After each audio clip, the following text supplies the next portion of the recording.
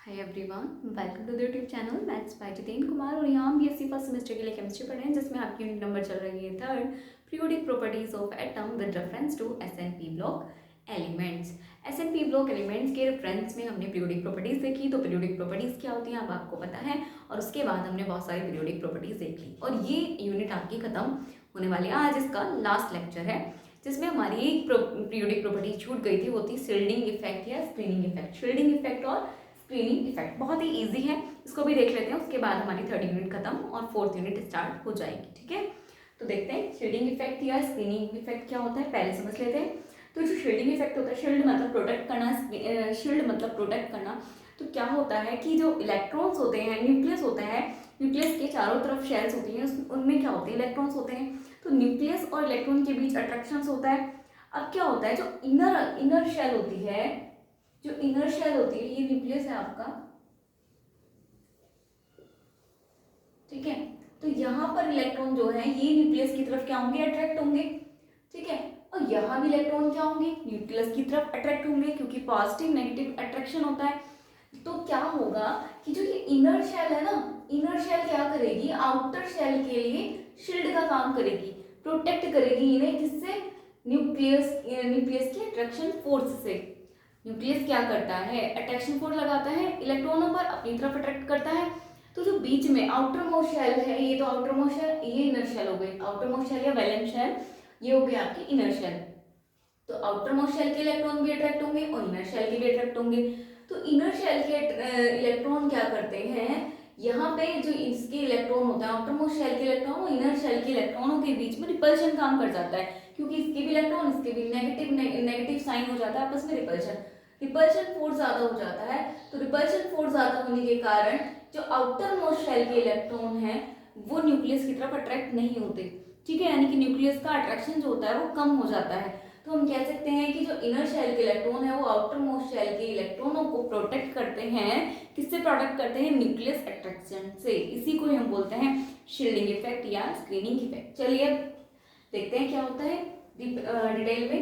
In a multi electron atom valency shell, in a multi electron atom valency shell क्या होता है, multi electron atom valency shell में क्या होगा, electrons are attracted by the nucleus, आपको पता है इलेक्ट्रॉन अट्रैक्ट होते हैं न्यूक्लियस से, and are also replaced by the electron present in the inner shell. और क्या होता है, वो किससे रिप्लेस्ड हो जाते हैं, आल्सो रिपेल्ड रिपल्शन फोर्स हो जाता है, किससे रिपेल्ड होते हैं, by the electron present in the inner shell, ठीक है।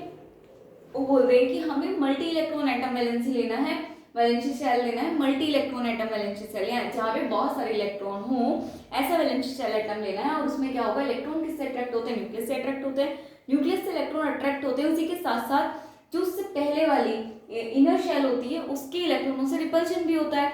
जैसे इसमें भी इलेक्ट्रॉन है, माइनस साइन, यहाँ भी इलेक्ट्रॉन है, ठीक है।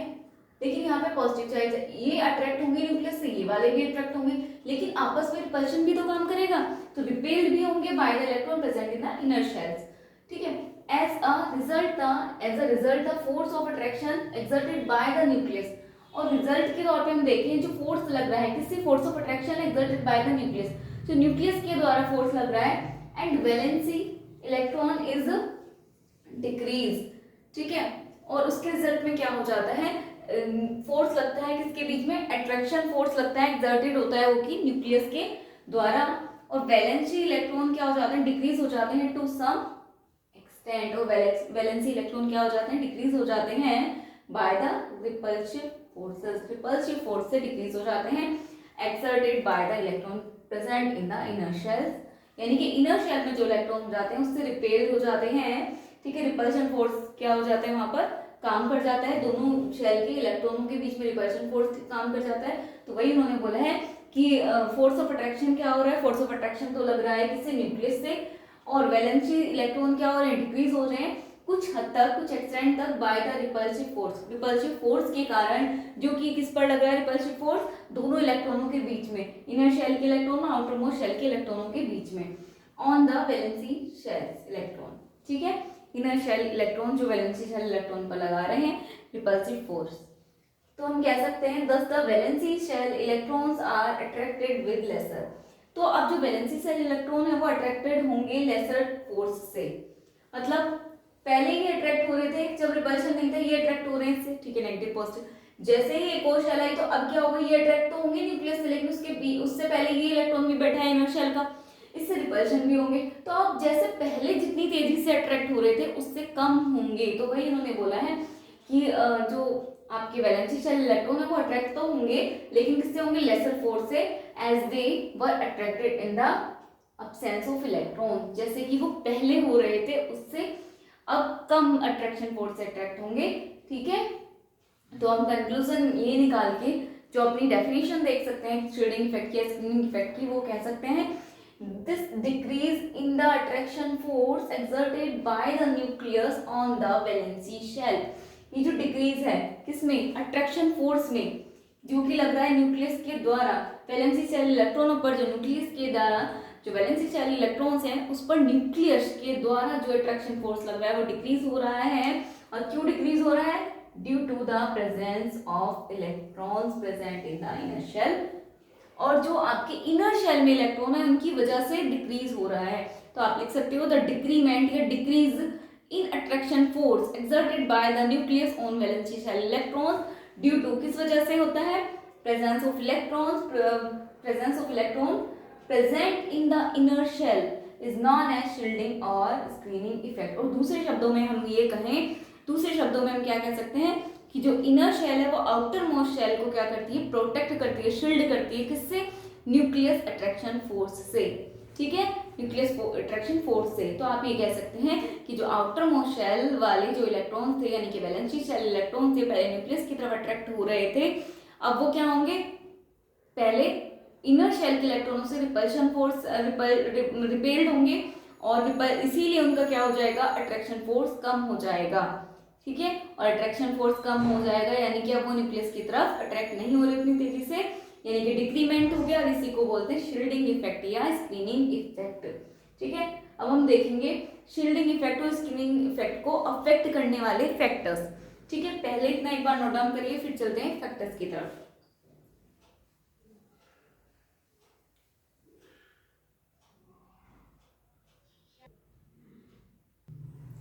चलिए तो फर्स्ट फैक्टर देखते हैं, factors affecting the shielding effect या स्क्रीनिंग इफेक्ट में हम फर्स्ट फैक्टर देख रहे हैं number of electrons in the inner shell, यानी कि इनर शेल में नंबर ऑफ इलेक्ट्रॉन्स के बेस पर, ठीक है। अगर इनर शेल में नंबर ऑफ इलेक्ट्रॉन कम है ज्यादा है तो उससे हमारा शील्डिंग इफेक्ट पे क्या इफेक्ट पड़ता है वो देखते हैं।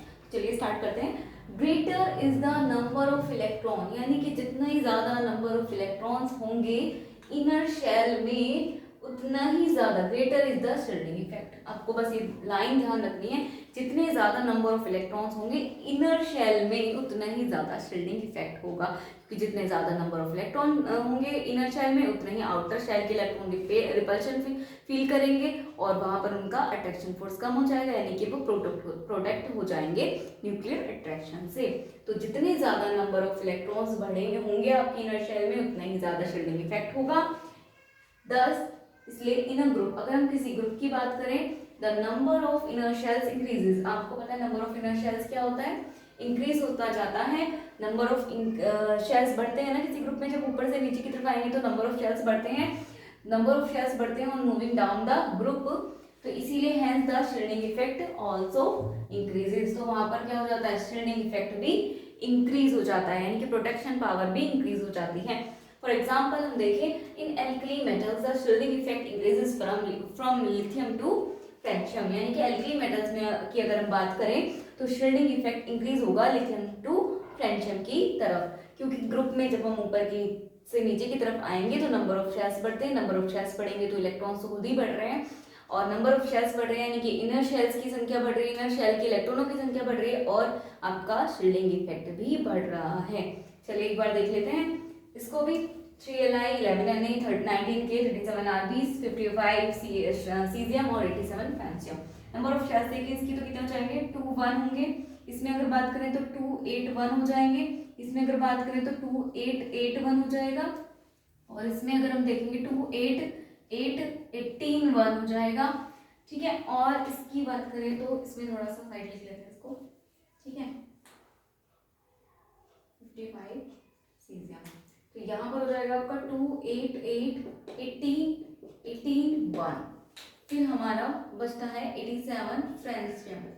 ठीक है, फ्रेंशियम का देख लेते हैं यहाँ पर 2 8 8 18 18 32 एंड 1। ठीक है, आप काउंट कर लेना, यही होगा। ठीक है, अब इसमें इसकी वैसे हमें जरूरत भी नहीं है, बस आपको दिख रहा है कि नंबर ऑफ शेल्स बढ़ते जा रहे हैं, ये दिखाना था। इसमें 2 3 4 5 6 7। ठीक है, तो इस तरह से नंबर ऑफ शेल्स बढ़ते जा रहे हैं। नंबर ऑफ शेल्स बढ़ेंगे तो नंबर ऑफ इलेक्ट्रॉन्स भी बढ़ेंगे। नंबर ऑफ इलेक्ट्रॉन्स कितने होंगे, सारे न्यूट्रल है, तो जो एटॉमिक नंबर होगा वही नंबर ऑफ इलेक्ट्रॉन्स भी होगा, यानी कि 3 होंगे नंबर ऑफ इलेक्ट्रॉन्स इसमें 11, इसमें 19, इसमें 37, इसमें 55 और इसमें 55 और इसमें हो जाएगा आपका 87।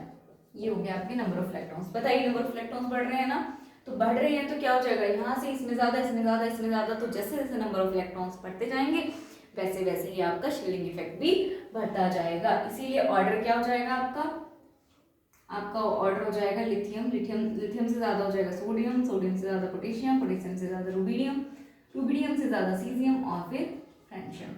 ये हो जाएगा इंक्रीजिंग ऑर्डर। किसका है ये increasing order, increasing order of shielding effect, shielding effect, increasing order of shielding effect. ठीक है, तो अब आप शील्डिंग इफेक्ट देख सकते हैं। उसके बाद हम देखेंगे दूसरा फैक्टर, पहले एक बार इसको यहाँ तक नोट डाउन करिए।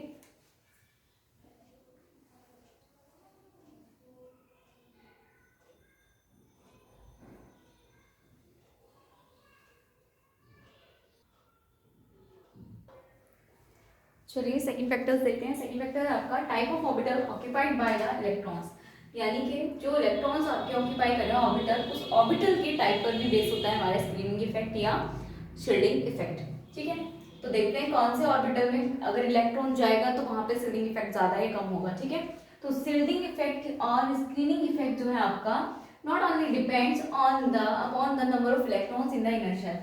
कि ये कह रहे हैं कि शील्डिंग इफेक्ट या स्क्रीनिंग इफेक्ट जो है वो सिर्फ इस बात पे डिपेंड नहीं करता कि कितने नंबर ऑफ इलेक्ट्रॉन्स आपके इनर शेल में है, बट इट ऑल्सो डिपेंड, बल्कि इस बात पर भी डिपेंड करता है upon the type of orbital occupied by the electrons, कि इलेक्ट्रॉनों के द्वारा कौन से टाइप का ऑर्बिटल ऑक्यूपाई किया गया है, कौन सा ऑर्बिटल ऑक्यूपाई किया गया है। ठीक है, this is in the order, ये इस ऑर्डर में होगा। अगर इलेक्ट्रॉन आपका एस ऑर्बिटल में है तो उसका जो शील्डिंग इफेक्ट है वो सबसे ज्यादा होगा। पी में है तो थोड़ा एस से कम, और डी में है तो एस पी से दोनों से कम, और एफ में है तो सबसे कम। तो शील्डिंग इफेक्ट का ऑर्डर क्या हो जाएगा, एस में सबसे ज्यादा, पी में कम, डी में कम और एफ में सबसे कम। दिस इज बिकॉज, ये क्यों है, दिस इज बिकॉज, ये ऑर्डर इसलिए है, this is because the penetration power of SPDF orbital. SPDF orbital की पेनिट्रेशन पावर जो है वो बिलोंगिंग कर रही है, belonging to the same shell, decreases in the above order, वो इस ऑर्डर में डिक्रीज हो रही है। ठीक है, तो जो पेनिट्रेशन पावर है एसपीडीएफ की, एसपीडीएफ ऑर्बिटल की जो पेनिट्रेशन पावर है बिलोंग करी to the same shell, decreases in the above order. जो पेनिट्रेशन पावर है वो डिक्रीज होगी इसी ऑर्डर में। पेनिट्रेशन पावर घट रही है, इसका मतलब उनकी शील्डिंग इफेक्ट भी घट रहा है। ठीक है, इसी ऑर्डर में, तो पेनिट्रेशन पावर घट रही है इसीलिए उनका शील्डिंग इफेक्ट भी घट रहा है। तो यहाँ से ये देखो, यहाँ से ये वाला ऑर्डर बन जाएगा आपका एस पी डी एफ, यानी कि एस की जो शील्डिंग इफेक्ट है वो ज्यादा, पी डी एफ की कम, सबसे कम एफ का। तो ये था आपका शील्डिंग इफेक्ट या स्क्रीनिंग इफेक्ट। बहुत छोटा सा टॉपिक था आपका, और इसी टॉपिक के साथ आपकी यूनिट नंबर 3 भी खत्म होती है। अब हमारी चलेगी यूनिट नंबर 4। ठीक है, तो अभी फिलहाल के लिए इस क्लास के लिए इतना ही रखते हैं। आगे हम 4th यूनिट नेक्स्ट लेक्चर से स्टार्ट करेंगे। ठीक है, आज के क्लास के लिए इतना ही। Thank you and keep learning. इसको नोट डाउन करेंगे।